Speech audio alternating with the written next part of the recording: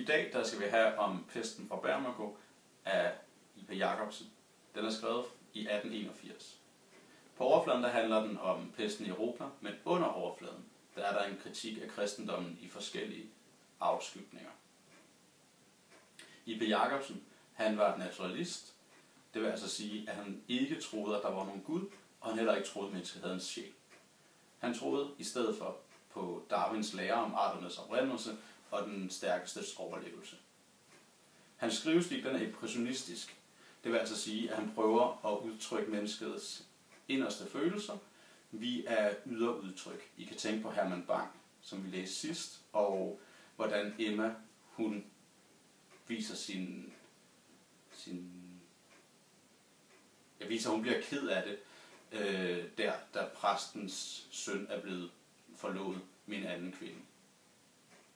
Det er et godt eksempel på, hvordan den impressionistiske skrivestil er. I kan jo lige finde det, hvis det er sådan. Inden vi kan gå i gang med opgaven, der er der lige nogle formalia, vi skal have styr på. I skal starte med at oprette et Google-dokument, og så skal I sende et link til mig, så jeg kan være med i det. Det er vigtigt, at jeg kan redigere i det, og det er vigtigt, at jeg kan kommentere i det. I kan oprette Google-dokumentet nu, stop videoen og starte den, når I har lavet dokumentet. I det her Google-dokument, der kan I skrive spørgsmål til mig, og så kan jeg svare jer på dem, hvis I altså har nogle spørgsmål. En anden ting, I skal bruge dokumentet til, det er til at skrive de 5 arbejdsspørgsmål, som jeg vil ramse op nu her. Og det er vigtigt, at I får dem skrevet ind i dokumentet, så jeg kan være sikker på, at I har forstået dem rigtigt, og at jeg kan kommentere på dem, hvis der er et eller andet, jeg synes, der ikke helt fungerer.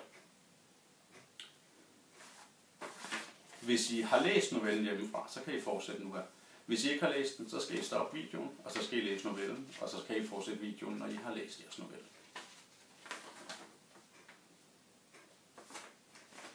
Det første arbejdsspørgsmål, som I skal skrive ind i Google Docs, det er et arbejdsspørgsmål, som handler om I.P. Jacobsen. Og til at besvare det her spørgsmål, der må I bruge internettet, eller I må bruge fra runer til graffiti, eller I må bruge, hvad I nu har.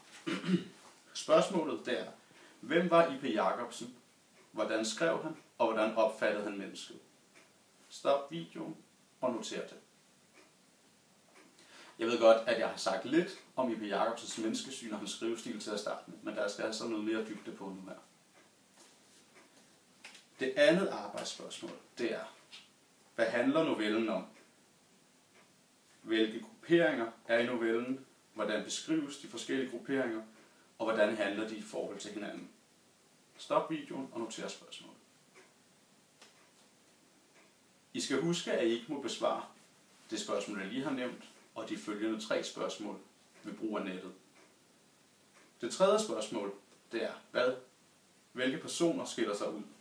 Hvad repræsenterer de enkelte personer, og hvordan beskrives personerne? Stop videoen og noter spørgsmålet.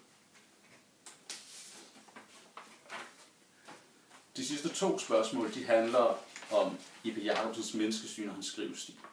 Og vi har jo været lidt inde på det. I må stadig ikke bruge internettet, fordi det er jeres analyseevner, vi træner nu her. 4. spørgsmål. Hvordan kommer I.P. Jacobsens naturalistiske menneskesyn frem i novellen? Stop videoen og noter det. I skal huske at komme med tekstnær henvisninger her. Det 5. spørgsmål, det er, hvordan kommer I.P. Jacobsens impressionistiske skrivestil frem i novellen? Her skal I også komme med tekstnær henvisninger. Stop videoen og noter spørgsmålet. I skal huske, at det er meningen, at det her er et gruppearbejde. Det vil altså sige, at I skal diskutere spørgsmålene og snakke med hinanden om dem. I skal nemlig ikke kun træne analyse, men også formidling her. Det vil altså også sige, at I skal ikke dele spørgsmålene ud imellem jer og tage et spørgsmål per mand. I skal sørge for, at I hele tiden diskuterer og argumenterer med hinanden. Og så er der lige de her krav til videoen, som vi lige tager en gang til. I skal huske, at alle i gruppen skal sige noget på videoen. Den må maks være 5 minutter, og alle spørgsmål skal besvares. Så det kan godt være, det er en god idé at vælge en tidtager i gruppen, der kan sørge for, at de kommer igennem alle spørgsmålene.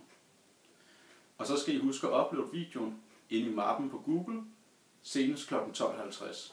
Vi ses i klassen kl. 1. God arbejdslyst.